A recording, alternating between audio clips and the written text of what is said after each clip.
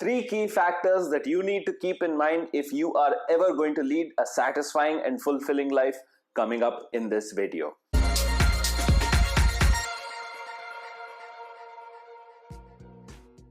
Hey self-helper, so what are the three key factors that you need to keep in mind in order to engage in satisfying and fulfilling work and achieve success in your life? I'm going to tell you about that. But first, let's go back to my own past, an incident where I was not finding satisfaction in anything that I was doing.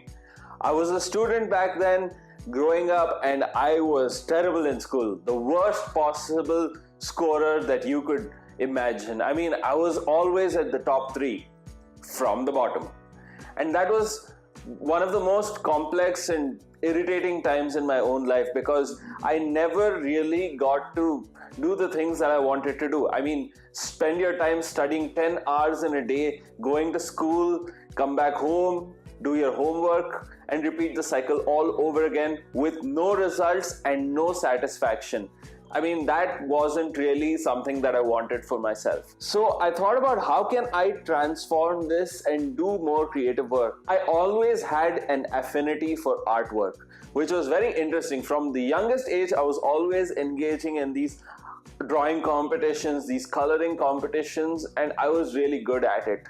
But I never really got to focus my talents on that, which was very difficult to deal with at the time because everyone told me to study, which, being an Indian, everyone knows the pressure that you have to put on yourself if you're ever going to get anything done.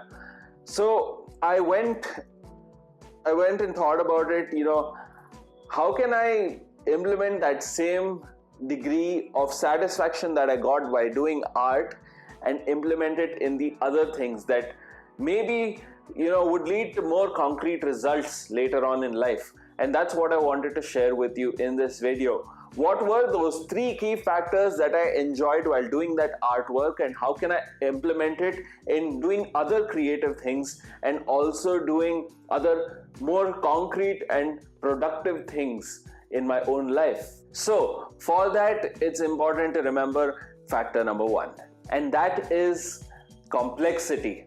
Whenever I was doing that artwork, I always had a chance to engage with it. I had to stimulate my brain in order to come up with something creative. I had to spend time with the task. Most of us look at work and we tell ourselves, I want it to be easy. Now, we all want it to be easy, but it's not necessary that an easy task is always going to be satisfying.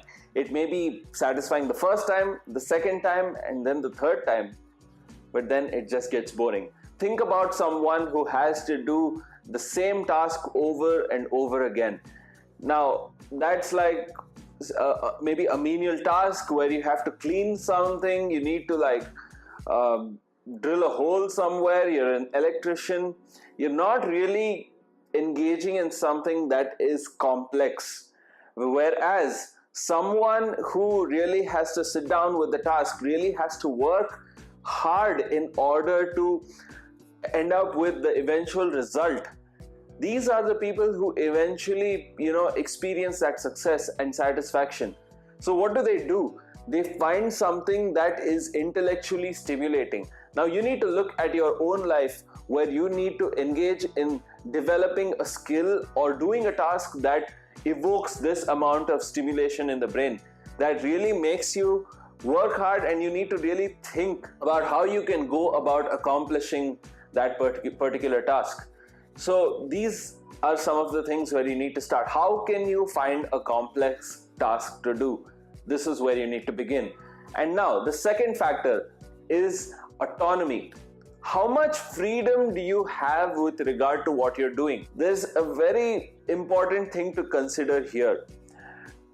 When I was doing that artwork, I had all the time in the world and all the freedom in the world to actually sit down and see, how can I create this into a masterpiece? How can I transform what's in here and put it on paper or mold it into something that I want to see? What is my end product? What is my vision that I want to, eventually see? I had the freedom of thought. A lot of us, when we do certain tasks, we don't have the option of seeing the end product the way we want to see it. And that's a key factor if you ever want to experience satisfaction with what you do.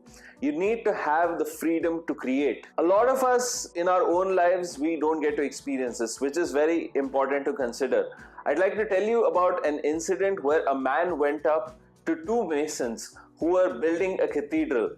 The first man that he went up to, and he asked him, it's really interesting what you're building. What do you feel about it? And he told him, the first guy told him that, I look at this and I really see that I have to come here and work at this every single day. I need to spend almost 10 to 12 hours working on something. It's back-breaking work. The pay isn't good. And I'm really not enjoying what I'm doing. But I have to because I need to support myself and my family. Now he went up to the second guy, and what did he say? He said that I am building a cathedral. Someone who didn't have as much of a vision as someone else. But this guy had a vision that I am going to create a cathedral. It might take me 35 years of my life, but my vision is clear. And at the same time, he said that, it's back-breaking work. The pay isn't exactly great. I'm barely able to support my family and myself, but I am creating something. I am satisfied with each day of work. It's all about the perspective and what kind of vision that you have for yourself. So where are you coming from with regard to how you see it? How much freedom do you have with regard to what you're actually doing?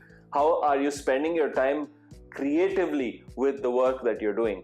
These are all questions that you need to answer, which leads up to point number 3, which is a connection between effort and reward. A lot of us have this perception that if we work hard enough, we will get rewarded as much. A lot of us in our own lives will never get to experience this because there is a disparity between what effort and what reward actually is. You can spend a lot of time in your life putting in so much effort in the wrong things, and you will never experience big rewards in your life. And that's very important to consider. So where are you putting your effort and what kind of reward are you seeing? Start looking at it that way and start to find the connection between what will allow you to, put in effort that is required quite a bit, but at the same time will give you a large reward. If you build this kind of connection, then you'll start to see a lot more satisfaction in your own life. And also the amount of reward that you experience will slowly start to increase. You can stack upon your success. That's the beauty of it. So try to find some connection between the amount of effort you put in and the reward. A lot of students growing up will have to put in so much more effort compared to someone who's actually breezing through it, someone who's quite smart or intelligent and is able to score quite well. For them, the amount of effort probably isn't as much or doesn't seem as much when they get the eventual reward. So how much effort are you actually putting in? Where are you putting it? And what kind of rewards are you seeing? That connection is something that you need to question and that you need to build in your own life. I got all 3 of these factors from this book, Outliers by Malcolm Gladwell. It's a must read. I'll link it up down in the description box below for you to check out and start getting into the frame of doing more satisfying work. Do a lot more than you're actually capable of. That's what is going to get you to experiencing satisfaction with regard to what you do. A lot of people may achieve in life, but a lot of people will never get to experience success because even though they would have done a lot, they don't really get to experience satisfaction, which is a critical factor to experience or enjoy your success. Success is something internal, whereas achievement is everything else that is external.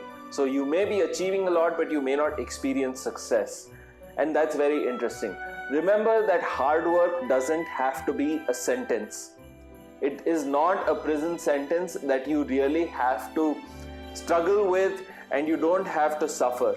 You need to find the right thing that gives you the right amount of satisfaction in your own life. A lot of professions out there demand this kind of creativity that allows you to experience satisfaction. Maybe becoming a physician, becoming an artist, becoming a mason.